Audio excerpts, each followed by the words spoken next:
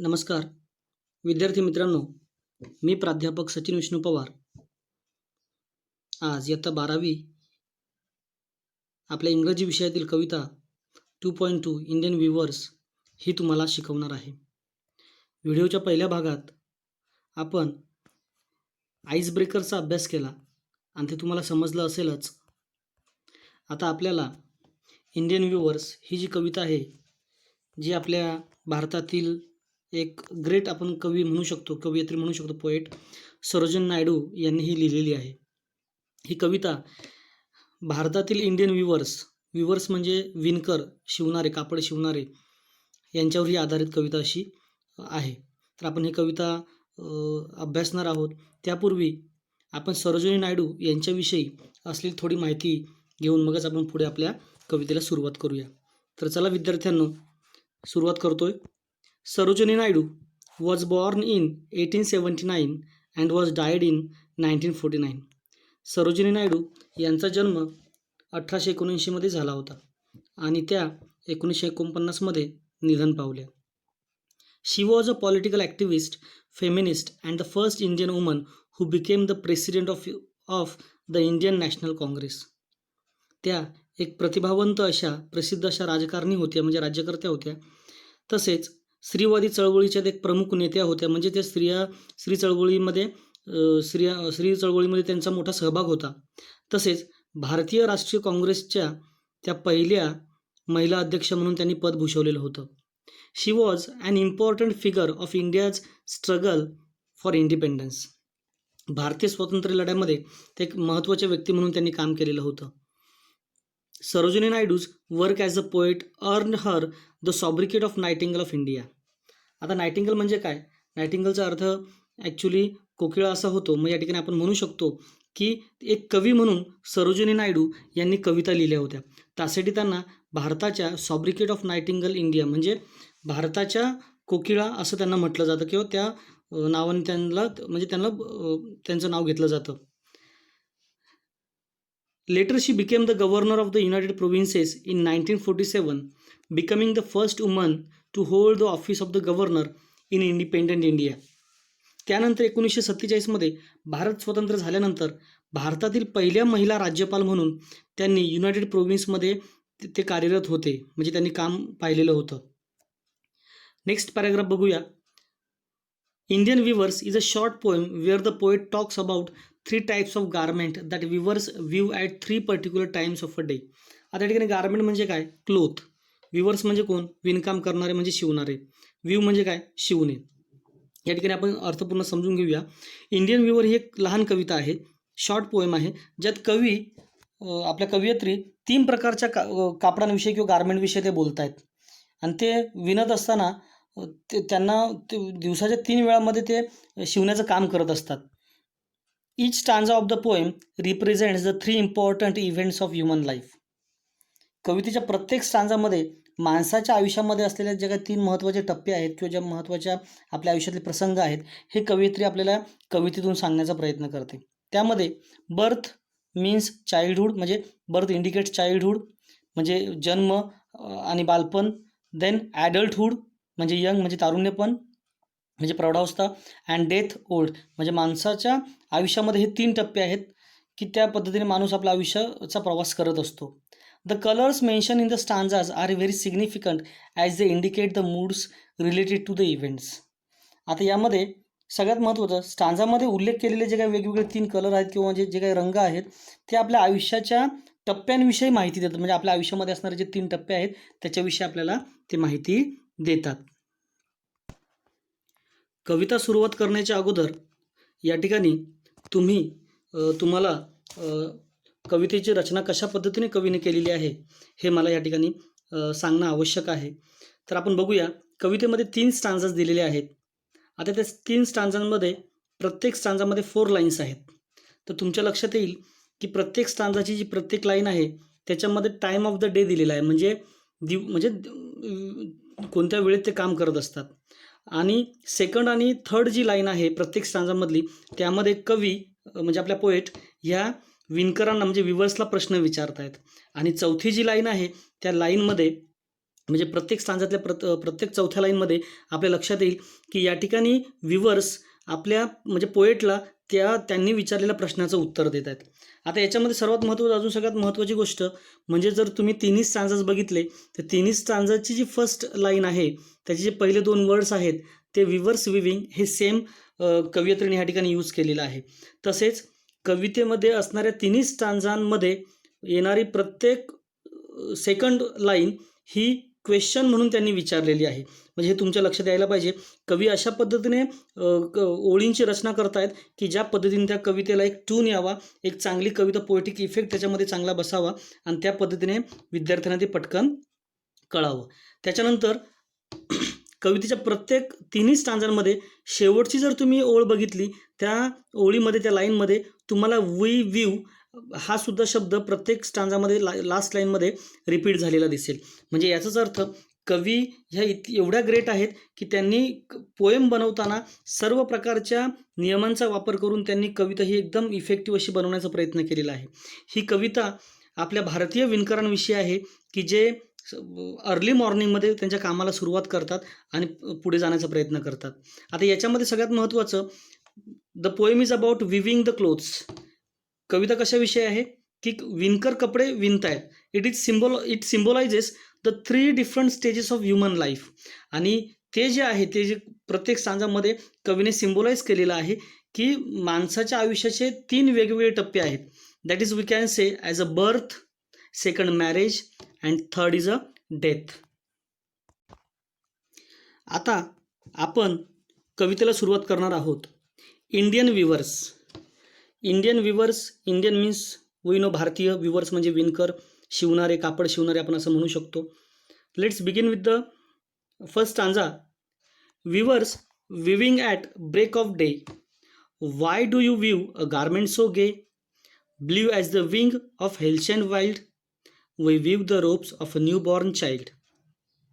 आता या ठिकाणी आपण अर्थ अशा पद्धतीने घेऊ शकतो की विवर्स म्हणजे विणकर, विविंग म्हणजे शिवणे आणि ब्रेक ऑफ डे म्हणजे मॉर्निंग, सकाळ. आपण पहिल्या लाईनपासून त्याचं एक्सप्लेनेशन, स्पष्टीकरण बघूया. Weavers weaving at break of day. जे विवर्स असतात ते सकाळ सकाळ ते त्यांचं शिवण्याचं काम करत असतात. आणि त्या ठिकाणी the poet ask question, why do you view a garment so gay? आणि कवयित्री या ठिकाणी पोएट त्यांना विचारते की एवढ्या सकाळ सकाळी उठून तुम्ही एवढ्या खूप आनंदाने का बरं कपडे शिवत आहात? या ठिकाणी गारमेंटचा अर्थ होतो क्लोथ्स, कपडे. गे म्हणजे या ठिकाणी आपण अर्थ घेऊ शकतो that they are working with happiness and with fun, की आनंदाने किंवा एकदम मौज मजा करत ते त्यांचं काम करत आहेत. आणि त्यांना विचारतायत विवर्सला, blue as the wing of halcyon wild.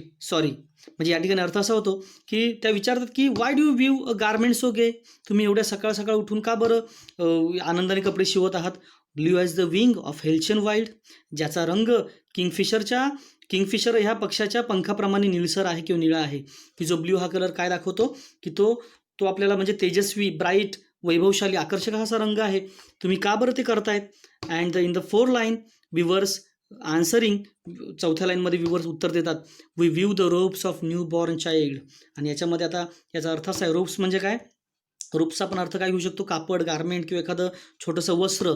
And next word आहे that is new born child, म्हणजे आताच जन्मलेलं बाळ. आणि हे विवर्स पोएटला उत्तर देत आहेत की आम्ही हे जे काही कापड आहे, हे जे काही रोप्स आहे, म्हणजे गारमेंट आहे, हे आम्ही आत्ताच जन्मलेल्या बाळाचे त्याचे कपडे शिवतो किंवा त्यासाठी आम्ही कपडे शिवण्याचं काम करत आहोत. आता यामध्ये सेकंड स्टांजा सुरू करण्याच्या अगोदर आपण समजून घेऊया कवितेमध्ये की रायमिंग पेअर्स, रायमिंग स्कीम आणि फिगर्स ऑफ स्पीच कोणते वापरलेले आहेत. आता या ठिकाणी सगळ्यात महत्त्वाचं की ह्या फर्स्ट स्टांजामध्ये रायमिंग पेअर्स काय आहेत? डे, गे, वाईल्ड, चाइल्ड. म्हणजे ह्या 2 या ठिकाणी पेअर्स आपल्याला आपण फाइंड आउट केलेले आहेत. आणि याची रायमिंग स्कीम येते AABB. आता याच्या फिगर्स ऑफ स्पीच विषयी आपण थोडंसं थोडक्यात बोलणार आहोत. ते म्हणजे की फर्स्ट लाईन जी आहे त्याच्यामध्ये आपल्याला ॲलिट्रेशन दिसेल, weavers and weaving. If you will see the first sound of each word, त्या दोन्ही शब्दांचा पहिला जर शब्द आपण बघितला, the sound W is repeated twice, 2 वेळा त्याचा वापर झालेला आहे. So we can say it is a alliteration. त्याच्यानंतर त्याच लाईनमध्ये मेटाफर यूज केलेला आहे. म्हणजे आपण समजू शकतो या ठिकाणी की समजा ती लाईन आहे, weavers weaving at a break of day. या ठिकाणी आपल्या लक्षात आहे का आपण ब्रेक ऑफ डेला काय म्हटलो? मॉर्निंग. म्हणजे याचा अर्थ काय होतो की जेव्हा आपल्या आयुष्याची सुरुवात होते, म्हणजे आपण बर्थ म्हणतो, चाइल्डहुड म्हणतो, that is implicitly compared with a break of day. म्हणजे आपल्या जन्माची तुलना ही सकाळशी केलेली आहे किंवा ब्रेक ऑफ डेशी केलेली आहे. हा सुद्धा पहिल्याच लाईनचा सेकंड फिगर्स ऑफ स्पीच आहे. अजून एक फिगर्स ऑफ स्पीच आहे पहिल्या लाईनमध्ये, तो म्हणजे आहे क्लायमॅक्स. या ठिकाणी म्हणजे विवर्स शिवणारे, विविंग म्हणजे पहिली जी स्टेज आहे विणकर, आणि त्यांचं दुसरं काम म्हणजे एखादी घटना जर चढत्या क्रमाने कवितेमध्ये मांडत असेल तर आपण त्याला क्लायमॅक्स असं म्हणतो. तो फिगर्स ऑफ स्पीच क्लायमॅक्स असा असतो. मग या ठिकाणी याचं एक्सप्लेनेशन कसं देता येईल? The words are arranged in ascending order, so this is climax, असं आपल्याला सांगावं लागेल. आता जर सेकंड लाईन बघितली, we know that why do you view a garment so gay, हा एक प्रश्न विचारलेला आहे. ज्यावेळेस कवयित्री किंवा पोएट ज्यावेळेस प्रश्न विचारतात त्यावेळेस आपण ह्या ठिकाणी म्हणू शकतो की it is an example of interrogation. म्हणजे ज्या पद्धतीने आपण इंटरोगेटिव्ह सेंटेन्स म्हणतो, ज्या प्रश्नार्थक वाक्य असतं, सो या ठिकाणी कवीने प्रश्न विचारलेला आहे. म्हणजे याचं एक्सप्लेनेशन आपल्याला स्पष्टीकरण कसं देता येईल?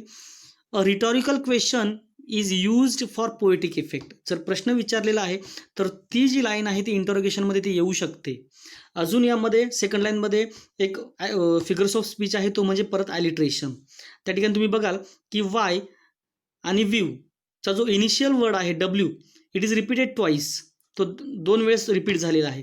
तसंच गारमेंट आणि गे चा जो पहिला इनिशियल वर्ड आहे जो जी, तो सुद्धा रिपीट झालेला आहे. So we can call here that is alliteration. आता थर्ड लाईनमध्येच बघूया आपण, blue as the wing of halcyon wild. आता या ठिकाणी ऑलरेडी मी याचं स्पष्टीकरण दिलेलं आहे. हेल्शियन म्हणजे काय?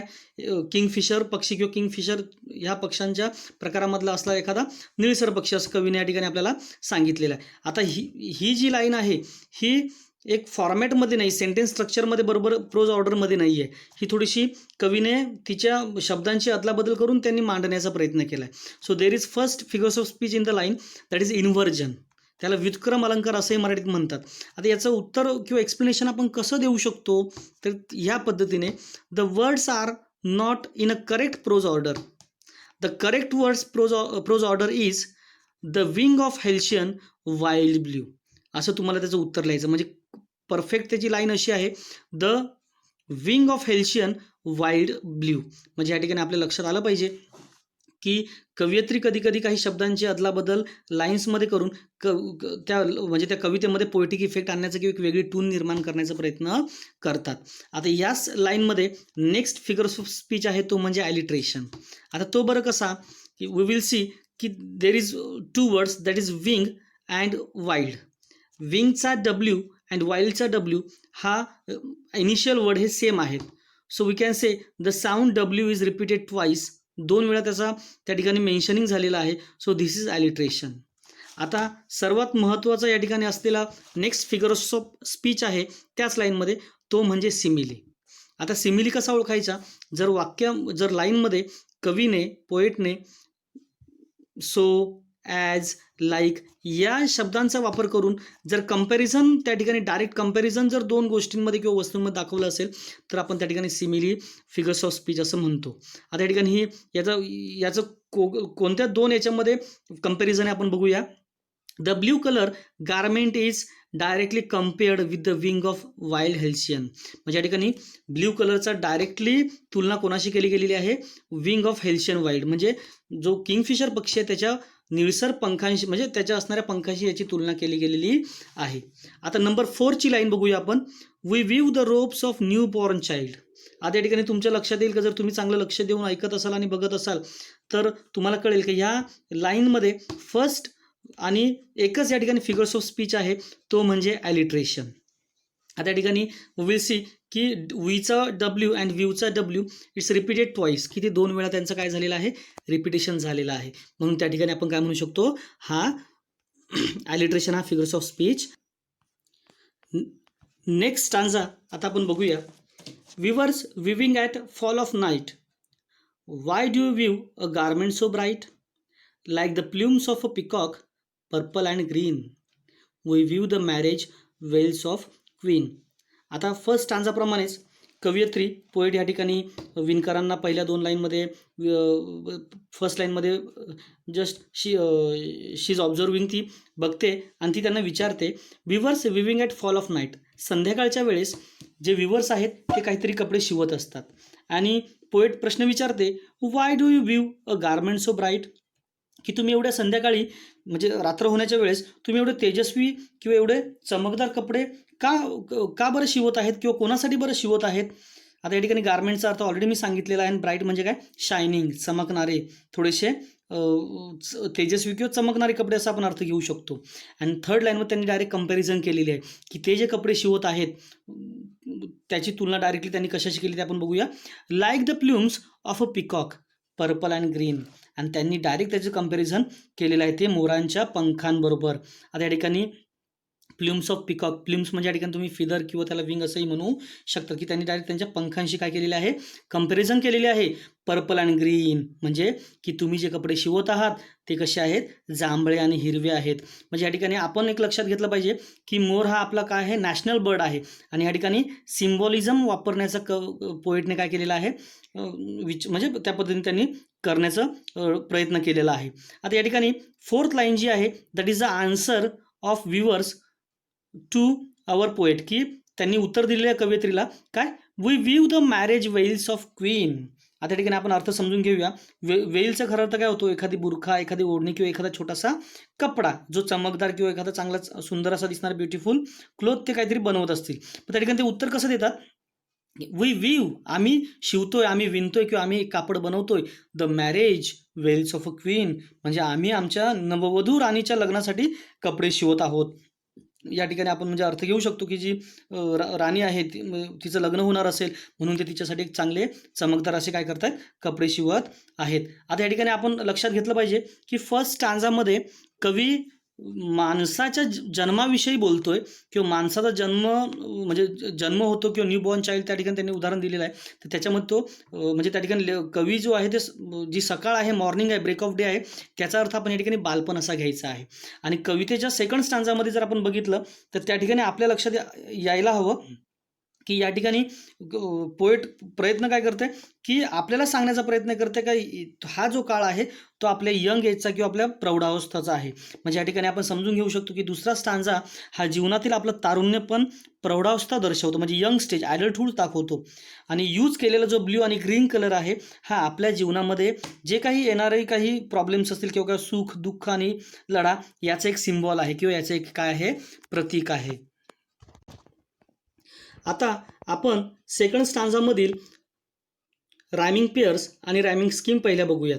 या ठिकाणी तुमच्या लक्षात येईल की रायमिंग पेअर्स परत 2 पेअरमध्ये आहेत. First night bright, second green queen. Second स्टांजाची रायमिंग स्कीमसुद्धा काय आहे, AABB.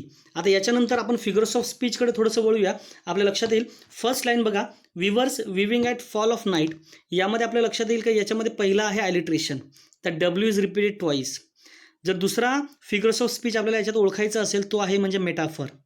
ऑलरेडी मी तुम्हाला मेटाफरचं एक्सप्लेनेशन थोडंसं दिलेलं आहे की अप्रत्यक्षपणे एखाद्या वस्तूची किंवा गोष्टीची तुलना एखाद्या दुसऱ्या गोष्टीशी करणं, म्हणजे या ठिकाणी आपण त्याला काय म्हणू शकतो, मेटाफर असं म्हणू शकतो. आता जे पहिलं एक्झाम्पल आपण बघितलं होतं कोणतं, की weavers weaving at break of day.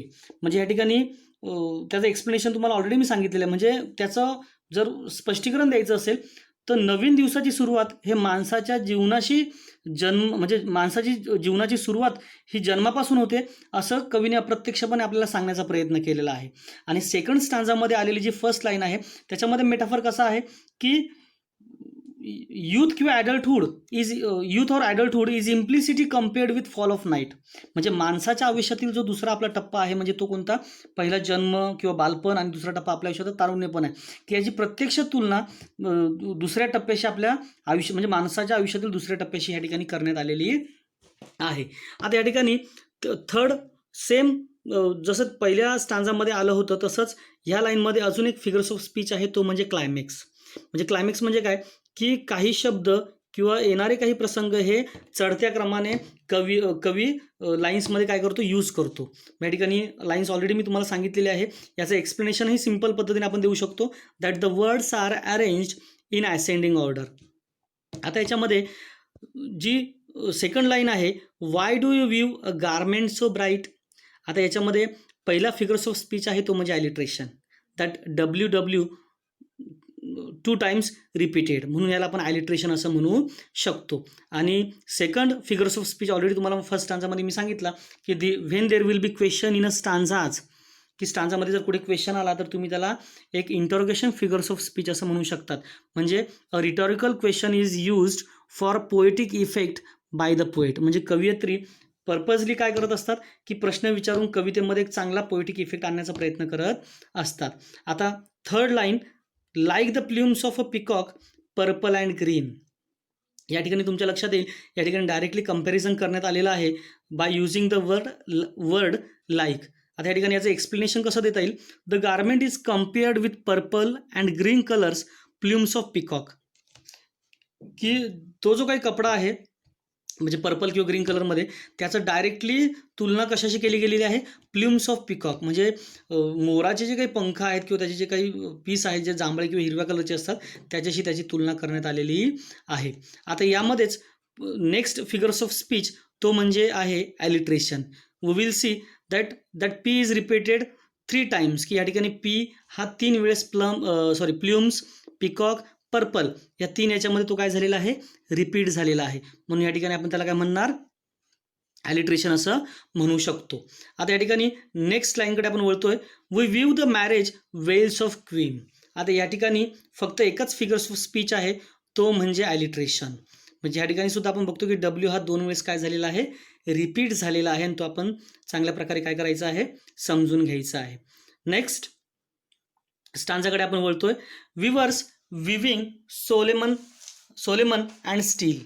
What do you view in the moonlight chill, white as a feather and white as a cloud, we view a dead man's funeral shroud. आता या ठिकाणी हा कवितेचा लास्ट स्टांजा आहे.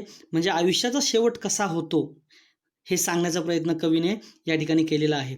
आता या ठिकाणी first लाईनपासून आपण सुरुवात करतोय, weavers weaving solemn and steel.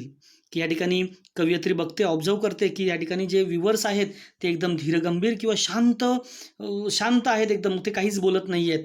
And she ask question, poet प्रश्न विचारते, what do you view in the moonlight chill. आणि ती विचारते की एवढ्या थंडगार चंद्राच्या प्रकाशामध्ये तुम्ही काय विणत आहात, तुम्ही काय शिवत आहात. White as a feather and white as a cloud. आणि त्या ठिकाणी कवयित्री म्हणते की जे ढगांप्रमाणे किंवा एखाद्या पंखांसारखे, पिसांसारखे ते पूर्णपणे काय आहे, सफेद आहे, पांढरं शुभ्र आहे. म्हणजे या ठिकाणी आपल्या अर्थ लक्षात येईल की फिदर म्हणजे पंख किंवा पिसे आणि क्लाउड म्हणजे काय, या ठिकाणी अर्थ होतो ढग किंवा आपण त्या ठिकाणी ढग असं म्हणू शकतो. आता या ठिकाणी ते कवयित्री विचारते की ज्याचा रंग कसा आहे, पंखांसारखा किंवा ढगांसारखा एकदम निरभ्र असा किंवा एकदम पांढरा शुभ्र असा त्याचा रंग आहे त्या कपड्याचा. Then weavers answering. आता या ठिकाणी विवर्स कवयित्रीला उत्तर देतात, we view a dead man. आता डेड म्हणजे काय, मृत्यू पावलेला किंवा मृत्यू झालेला. We view a dead man's funeral shroud. आणि त्या ठिकाणी विवर्स म्हणतात की आम्ही एका मृत माणसाच्या आता फनरल म्हणजे काय, अंत्यविधी करणं. म्हणजे माणूस ज्यावेळेस निधन पावतो त्यावेळेस आपण त्याची अंत्यविधी करतो. तर त्या अंत्यविधीसाठी आम्ही श्राऊड म्हणजे कफन शिवत आहोत. आपल्याला माहिती आहे काही याच्यामध्ये आपण सफेद कपडे काय करत असतो, त्यांना गुंडाळत असतो शेवटला. तर त्या ठिकाणी आम्ही कफन म्हणजे ते श्राऊड आम्ही काय करत आहोत, शिवत आहोत. आता या ठिकाणी आपल्या लक्षात यायला पाहिजे की फनरलचा अर्थ काय होतो या ठिकाणी, अंत्यविधी करणं म्हणजे मृत झालेल्या व्यक्तीचा.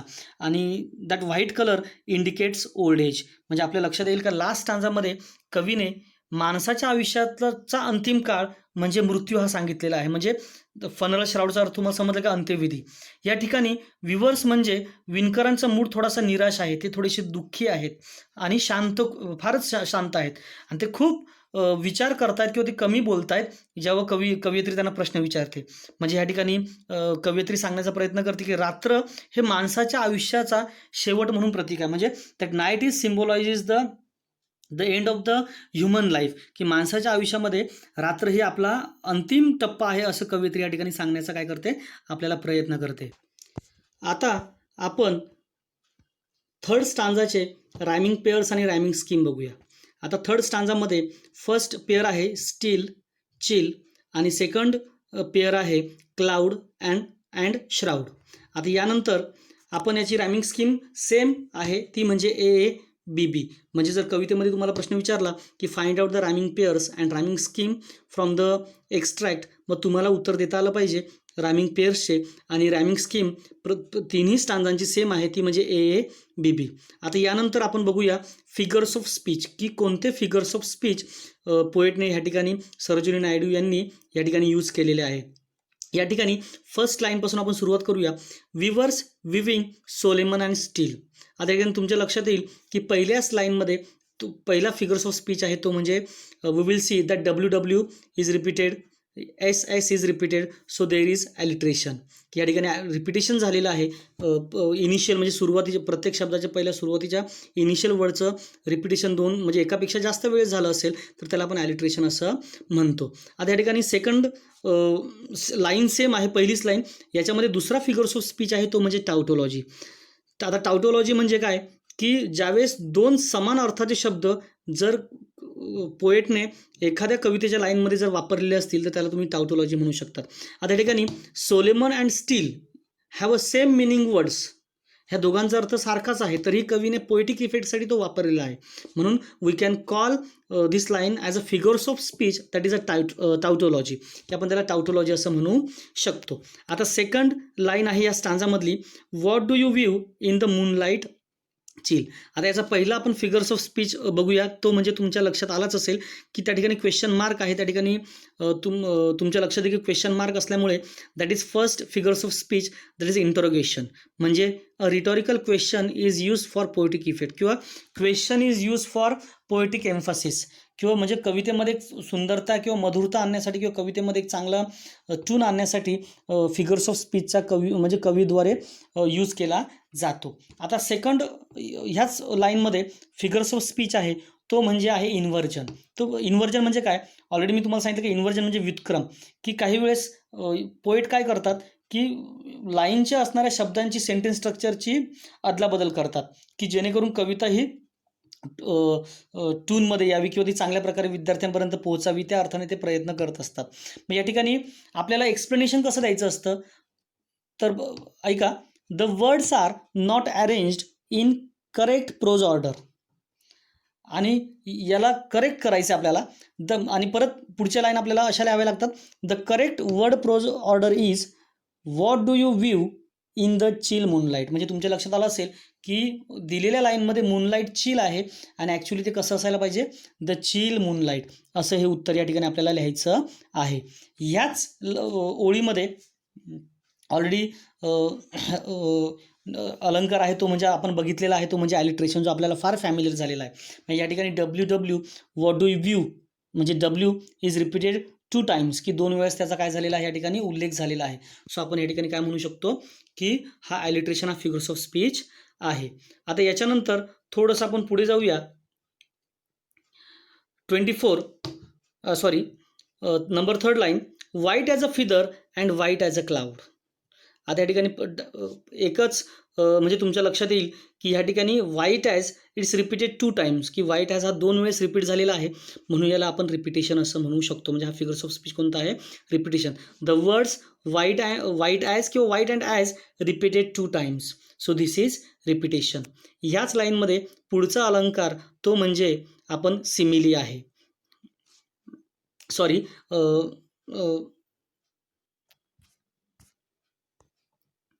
बरोबर आहे, या ठिकाणी सिमिलीस आहे. तर तो कसा, तर या ठिकाणी आपण बघूया. White as a feather and as a cloud we view a dead man's funeral shroud. म्हणजे या ठिकाणी कंपॅरिझन बघा कसं केलं, direct comparison. Funeral shroud is directly compared with a white feather and cloud. म्हणजे तुमच्या लक्षात येईलच की कशा पद्धतीने कवीने या ठिकाणी ते मांडण्याचा प्रयत्न केलेला आहे. आता नेक्स्ट लाईन, जी लास्ट लाईन आहे थर्ड स्टांजाची, we view a dead man's funeral shroud.